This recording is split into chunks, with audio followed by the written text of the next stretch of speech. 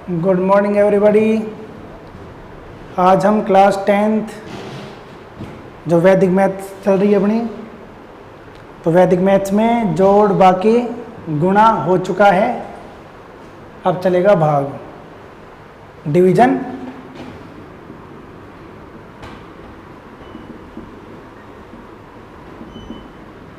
अब जो वैदिक गणित में जो डिवीजन है, भाग है, उसको करने के 3 मेथड्स दे रखे हैं। 3 मेथड्स हैं, जिसमें पहला है सूत्र निखिलम, दूसरा है सूत्र परावर्त्य योज्येत, और तीसरा है सूत्र ध्वजांक।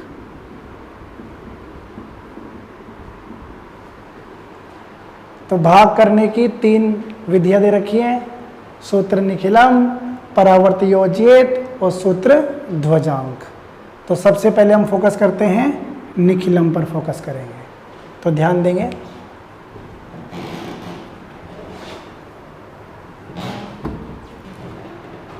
अब निखिलम हर जगह काम नहीं आती, इसकी भी कंडीशन है, और इसकी कंडीशन क्या है कि जो भाजक है, अब भाज्य भाजक वगैरह क्या है पता होना चाहिए आप लोगों को। ये भाज्य होता है, ये भाजक होता है, ये भागफल होता है, तो ये शेषफल होता है।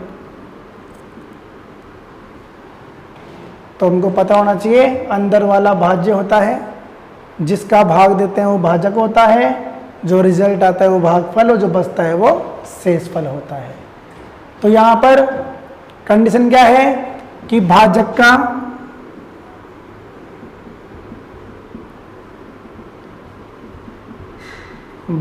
का प्रत्येक अंक 5 से बड़ा होना चाहिए।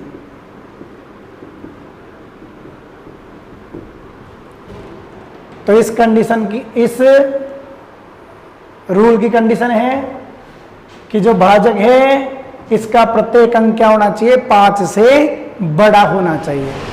तो इस बात को हम ऐसे भी समझ सकते हैं कि जो भाजक है वो 10 की घात n से छोटा होना चाहिए।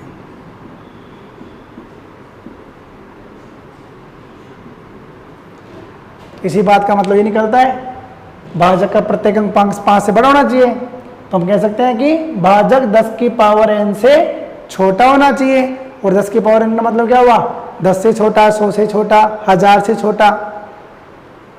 तो उस कंडीशन में ये विधि लग सकती है। तो हम देखते हैं एग्जांपल्स। वेरी सिंपल मेथड है। 111,034 डिवाइड बाई 889। तो आप क्या देख रहे हो, देखो 1000 से छोटा है ना, और दूसरी बात करें कंडीशन की 5 से बड़ा होना चाहिए, 5 से बड़ा भी है, मतलब यहां पर यह विधि लग सकती है। लगाते हैं। अब वैदिक मैथ्स में जो डिवाइड करते हैं, भाग देते हैं, इसमें ध्यान देने वाली बात क्या है कि जो भी अंक हम लिखते हैं ना, गैप दे के लिखते हैं, पास पास नहीं लिखते, इस प्रकार से दूर दूर लिखते हैं। सोशल डिस्टेंस को फॉलो करते हैं कुल मिला के, तो इनको डिस्टेंस से लिखना है। 889।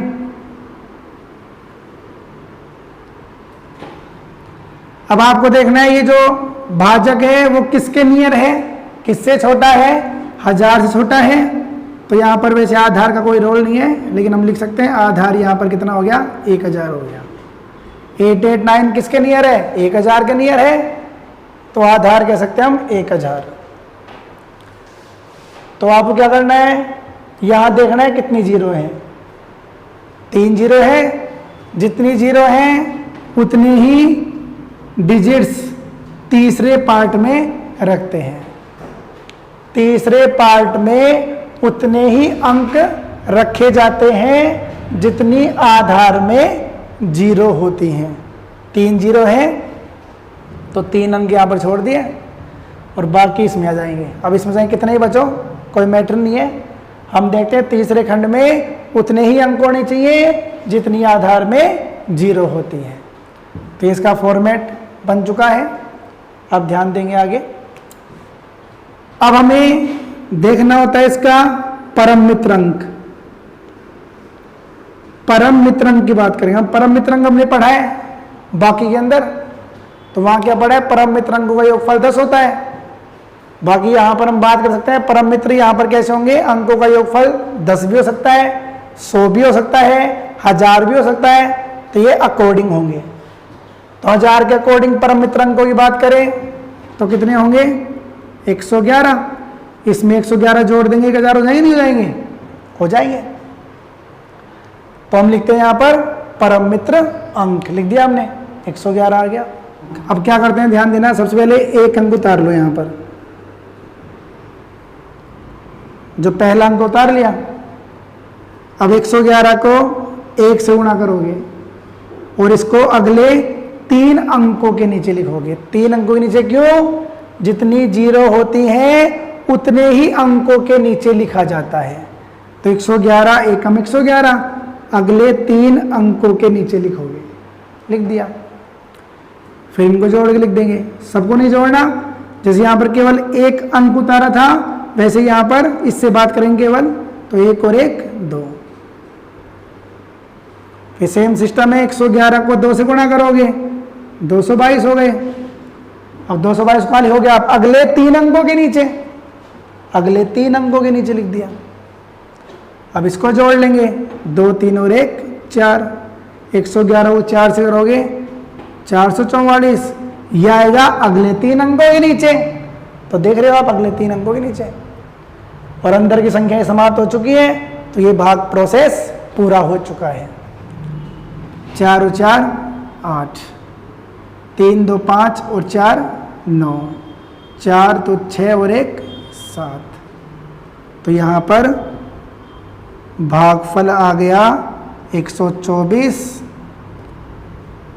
और शेषफल आ गया 798। ये इसका आ गया आंसर। अब एक बात और चेक करनी होती है हमको, जैसा कि हमको पता है जो शेषफल है वो कभी भी भाजक से बड़ा नहीं हो सकता।